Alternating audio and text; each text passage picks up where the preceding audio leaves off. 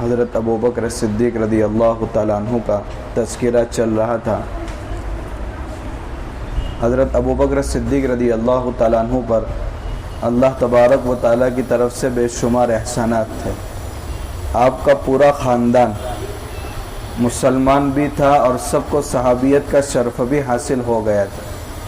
خود حضرت ابو بکر صدیق رضی اللہ تعالیٰ عنہ، ان کے والد ابو قحافہ، ان کی والدہ، ان کے ازواج اور ان کی اولاد، 3 بیٹے عبداللہ، عبد الرحمن اور محمد بن ابی بکر، اور 3 بیٹیاں حضرت اسماء، حضرت عائشہ اور حضرت ام کلثوم رضی اللہ تعالی عنہ، سارے کے سارے مسلمان تھے اور سب کو اسلام کی خدمت کرنے کا ابتدائی مرحلے کے اندر موقع ملا۔ حضرت ابو بکر صدیق رضی اللہ تعالیٰ عنہ ابھی تک مسلمان نہیں ہوئے تھے، اس سے پہلے بھی قریش کے معزز لوگوں میں سے وہ سمجھے جاتے تھے، اور دیت کے، تاوان کے جو بھی مقدمات ہوتے تھے وہ مقدمات خود نمٹانے والے حضرت ابو بکر صدیق رضی اللہ تعالیٰ عنہ تھے۔ بہت سے لوگوں کے کام ان کی وجہ سے نکلتے تھے، اور بچپن میں ہی اللہ کے نبی صلی اللہ علیہ وسلم کے ساتھ فدائیانہ محبت تھی۔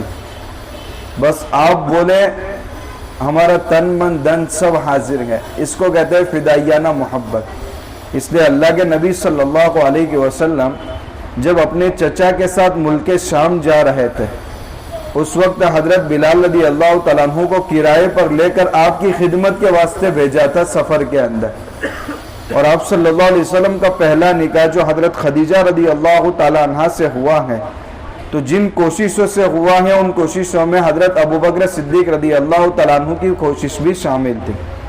اور اللہ کے نبی صلی اللہ علیہ وسلم نے جب نبوت کا اعلان کیا تو مردوں میں سب سے پہلے اسلام قبول کرنے والے حضرت ابو بکر صدیق رضی اللہ تعالیٰ عنہ۔ جب معزز شخصیت اگر اسلام قبول کر لے تو بڑے بڑے خاندانوں کے سرداروں کے لیے بھی راستے ہموار ہو جاتے ہیں۔ اس لیے عشرہ مبشرہ میں سے بہت سے صحابہ جن کو پورے مجمع کے سامنے جنت کی بشارت دی گئی تھی، ان میں کے اکثر نے اسلام قبول کیا حضرت ابو بکر صدیق رضی اللہ تعالیٰ عنہ کو دیکھ کر۔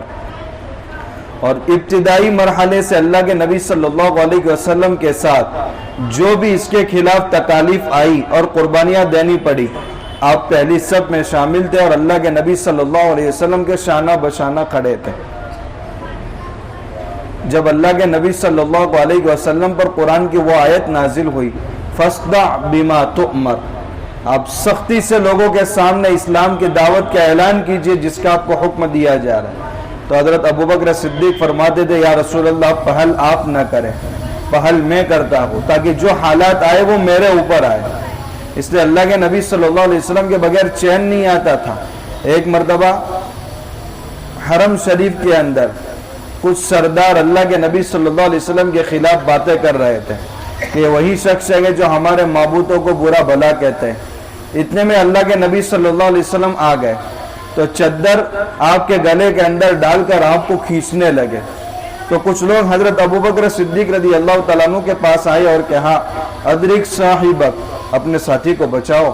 حضرت ابو بکر صدیق رضی اللہ تعالیٰ عنہ دوڑ کر فوراً حرم شریف کے اندر گئے اور ان لوگوں کو لتاڑا، کہا اتقتلون رجلا ان یقول ربی اللہ، ارے تم ایک ایسے آدمی کو قتل کرنے کا ارادہ رکھتے ہو جو یہ کہتا ہے کہ میرا رب اللہ ہے، وقد جاءکم بالبینات، اور بے شمار وہ معجزے اس پر لے کر آیا گیا، اس کے باوجود تم اس کو قتل کر دیں گے۔ اللہ کے نبی صلی اللہ علیہ وسلم کو چھوڑ کر دشمن ان پر ٹوٹ پڑے، اور پھر جو کچھ آپ پر گزری ہے وہ بیان سے باہر ہے۔ بے ہوش ہو گئے۔ تھوڑی تھوڑی دیر کے بعد جب ہوش آتا تھا تو فوراً زبان سے یہی نکلتا تھا کہ محمد صلی اللہ علیہ وسلم کی حالت کیسی ہے۔ یہ فدائیانہ عشق اور محبت جو حضرت ابو بکر صدیق رضی اللہ تعالیٰ عنہ کے حصے میں آئی تھی، جب طبیعت اچھی ہوئی تو کہا فوراً مجھے حضور کے پاس لے کر چلو، جب میں ان کی حالت دیکھوں گا تو مجھے اور تسلی ہوگی۔ سب سے پہلے اسلام قبول کرنے والے، نئی لوگوں کے لیے راہ اسلام کی کھولنے والے، اور اسلام قبول کیا تو تجارت کے مال کے علاوہ آپ کے پاس 40,000 روپے نقدی رقم تھی۔ اس وقت اللہ کے نبی صلی اللہ علیہ وسلم کو دیا، یا رسول اللہ یہ دین کی اشاعت کے خاطر اللہ کے راستے میں دے رہا ہوں۔ 40,000 روپیہ اس وقت تجارت کا مال تو الگ ہے، اور 7 ایسے غلاموں کو انہوں نے آزاد کرا لیا تھا جو غلام مسلمان ہو گئے تھے، مگر آقا کی طرف سے اسلام قبول کرنے کی وجہ سے طرح طرح کے ظلم ان پر ڈھائے جا رہے تھے۔ حضرت بلال رضی اللہ تعالیٰ عنہ کا قصہ تو بہت مشہور ہے کہ جب اللہ کے نبی صلی اللہ علیہ وسلم نے آہستہ آہستہ آپ پر قرآن اترنے لگا اور دعوت پیش کرنے لگے، تو حضرت ابوبکر صدیق رضی اللہ تعالیٰ عنہ نے اپنے گھر کے آنگن کے اندر ایک مسجد بنائی تھی چھوٹی۔ یہ اسلام میں سب سے پہلی مسجد انفرادی شخص کی بنی ہے۔ اس میں حضرت ابوبکر صدیق رضی اللہ تعالیٰ عنہ اللہ کے کلام کی تلاوت کرتے تھے۔ ایک تو اللہ کا کلام اور پھر صدیق کی زبان، کیا اثر ہوتا ہوگا اس کے اندر، تو ہجوم لگ جاتا تھا۔ اور ظاہر سی بات ہے، کلام اللہ کا ہو اور زبان صدیق کی ہو اور سامنے والے سننے والوں کا مجمع ہو اور کلام بے اثر ہو، ایسا کبھی نہیں ہو سکتا۔ سننے کے لیے اتنا بڑا مجمع کہ جس کی وجہ سے کفار پریشان تھے کہ کہیں ایسا نہ ہو کہ یہ سارے اللہ کی کتاب پر دل دے بیٹھے اور سب کے سب مسلمان ہو جائے۔ تو حضرت ابوبکر صدیق رضی اللہ تعالیٰ عنہ کو بہت پریشان کیا کہ آپ کے اللہ کے کلام پڑھنے کی وجہ سے ہم کو تکلیف ہو رہی ہے۔ تو حضرت ابوبکر صدیق رضی اللہ تعالیٰ عنہ نے اللہ کے نبی کے مشورے سے حبشہ کی طرف ہجرت کرنے کے لیے ارادہ کیا اور چل پڑے۔ میں یہاں نہیں رہ سکتا، مجھے تو جہاں اللہ کی عبادت کا موقع ملے اس طرف جاتا ہوں۔ چنانچہ راستے کے اندر ایک کافر ملا، ابن الدغنہ جس کا نام تھا۔ اس نے حضرت ابوبکر صدیق رضی اللہ تعالیٰ عنہ کو پکڑا اور بہت اصرار کیا، آپ جیسا اچھا انسان مکہ چھوڑ کر نہیں جا سکتا، میں آپ کو نہیں جانے دوں گا، آپ چلیے اور کفار سے میں کہوں گا اور میری امان آپ قبول کیجئے۔ بہت زیادہ اصرار کرنے کی وجہ سے ابن الدغنہ کے کہنے پر حضرت ابوبکر صدیق رضی اللہ تعالیٰ عنہ آئے۔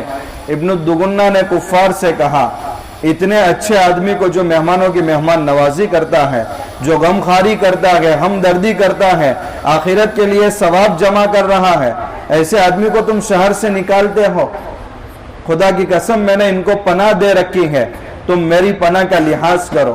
حضرت ابوبکر صدیق رضی اللہ تعالیٰ عنہ نے کہا، ایک کافر کی امان مجھے منظور نہیں ہے، مجھے تو اللہ اور اس کے رسول کی امان مل جائے، یہ میرے لیے سب سے بڑی بات ہے۔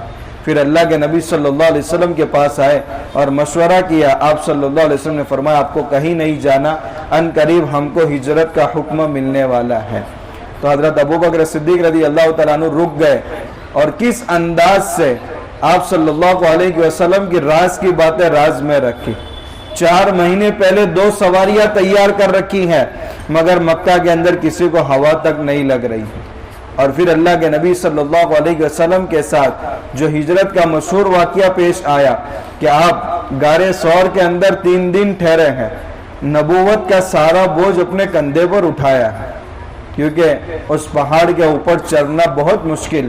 تو اللہ کے نبی صلی اللہ علیہ وسلم سے کہہ دیا گیا، آپ ہمارے کندھے پر سوار ہو جائے، اور کندھے پر سوار کر کے آپ کو اوپر تک لے گئے تاکہ آپ کے قدم کنکریوں کی وجہ سے زخمی نہ ہو۔ تو حضرت ابوبکر صدیق رضی اللہ تعالیٰ عنہ کو یہ فضیلت حاصل ہے کہ آپ کے کندھے پر نبوت کا بوجھ بھی رکھا گیا ہے۔ پھر اپنی چادر پھاڑ کر حضور سے کہہ رہے ہیں، آپ تھوڑی دیر باہر تشریف رکھیں، میں سارے سوراخوں کو پور کر لیتا ہوں۔ سارے سوراخ پور کر لیے، لیکن ایک سوراخ ایسا باقی رہ گیا کہ جہاں بند کرنے کے لیے کپڑا نہیں ملا، تو اپنے پیر کا انگوٹھا اس کے اندر رکھ دیا۔ اور پھر مشہور واقعہ ہے کہ سانپ کو بھی، جو حضرت عیسیٰ علیہ السلام کے زمانے کا تھا، جس کو حضور کی زیارت کرنی تھی، وہ بھی تو بے چین تھا، حضرت ابوبکر صدیق رضی اللہ تعالیٰ عنہ کو ڈس رہا ہے تاکہ مجھے بھی حضور کی زیارت نصیب ہو۔ یہاں یہ حال ہے، یہاں مکہ کے اندر شور ہو چکا ہے کہ دارالندوہ کے اندر جو رات میں میٹنگ ہوئی ہے، اس میں یہ طے ہوا ہے کہ ہر قبیلے کا جوان تیار اپنی تیز تلوار کے ذریعے بیک وقت نبی پر حملہ کرے گا تاکہ آپ کا خون تمام قبیلوں کے اندر تقسیم ہو جائے، تو دیت کا مسئلہ رہے گا، قصاص کا کوئی مسئلہ نہیں رہے گا۔ یا شور مچ گیا کہ حضور تو گھر میں ہے نہیں، اور رات میں شیطان سب کے سروں پر مٹی ڈال، اللہ کے نبی مٹی ڈال کر گئے ہیں، اور شیطان بتا رہا ہے کہ تم اپنے سروں کا جائزہ لو۔ وہ حضور تو نکل گئے سورہ یاسین پڑھتے ہوئے۔